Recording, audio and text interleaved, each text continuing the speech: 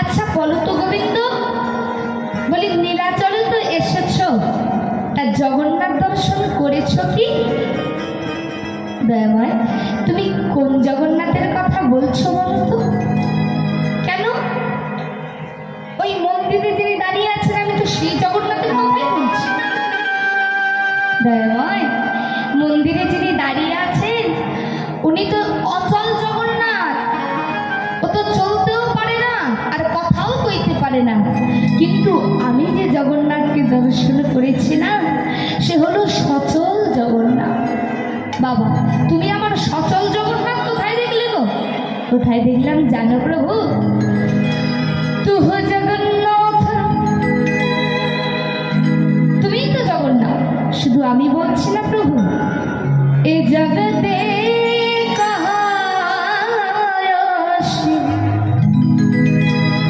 জগবহি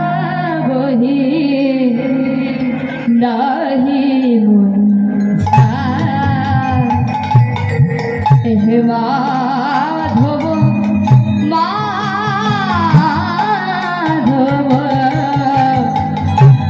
বহু তুমি নতি কুরুত হে মাধব মাধব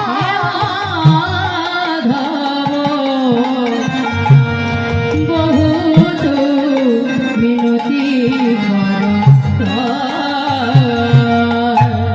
দেহি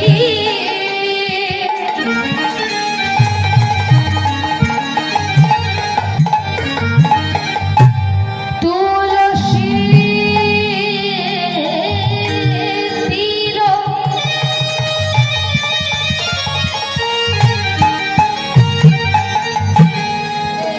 দেহি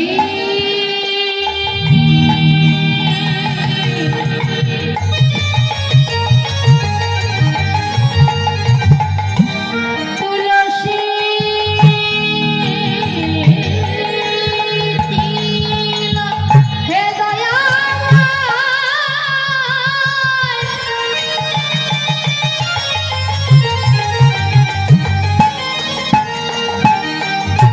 শুধু তোমার চরণে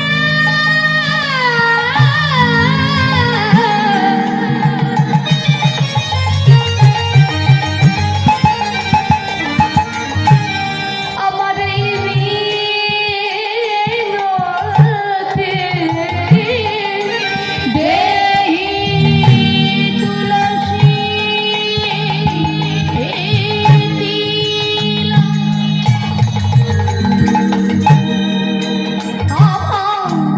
এ দেহ সমর্পিত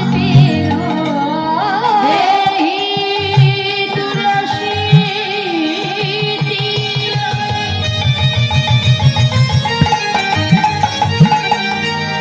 এ দেহ সমর্পিত দয়া যেন না ছাড়ে রে ময়ে হে মাধব মাধব বহুত বিনয়ী করো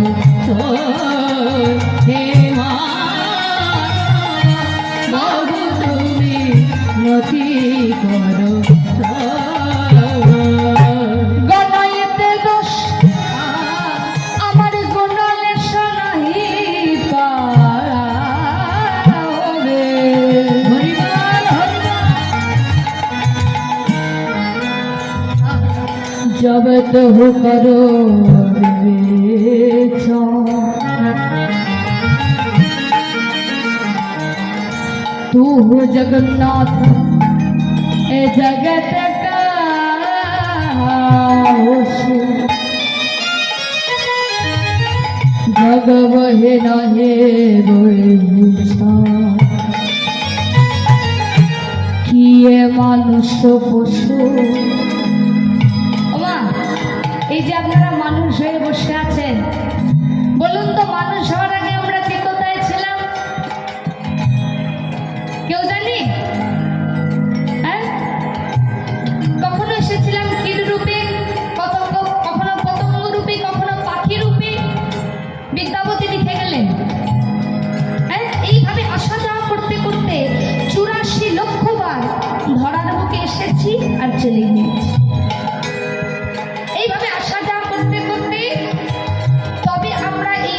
জন্ম পেয়েছি।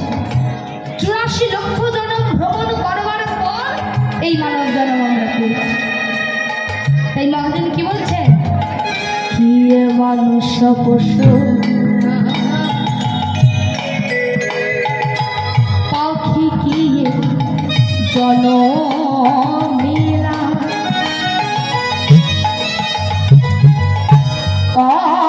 অথবা কীট পতঙ্গে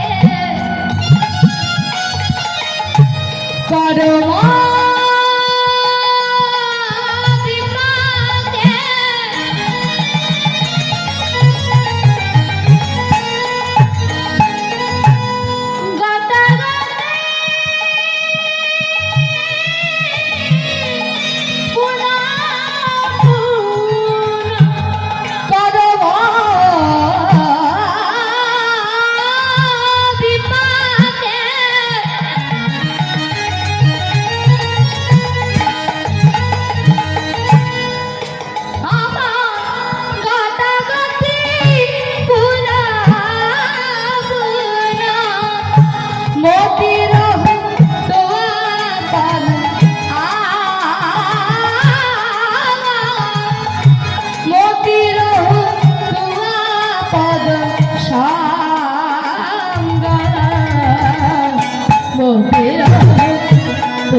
পদ সঙ্গ মতির তুয়া পর মতির তুয়া পর আমার ভালয়ে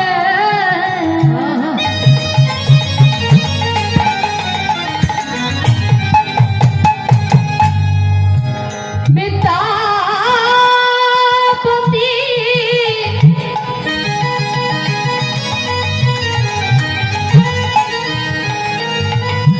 আবার অতিশয় কাতরা আমার ভালয়ে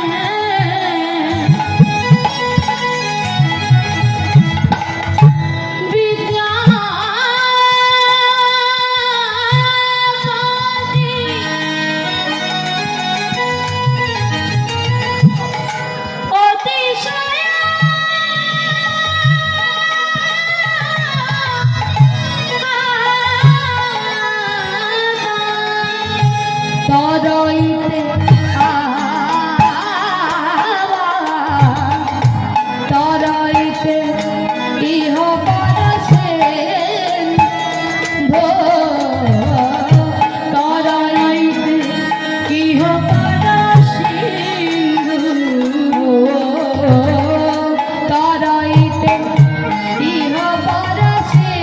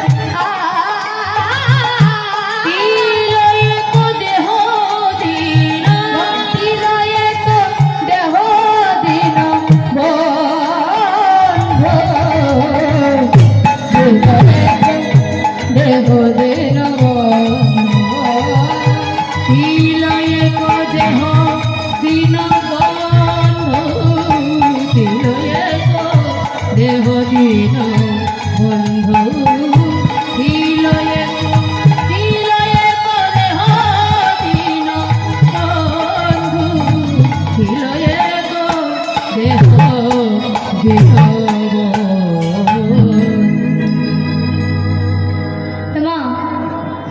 মহাপ্রভু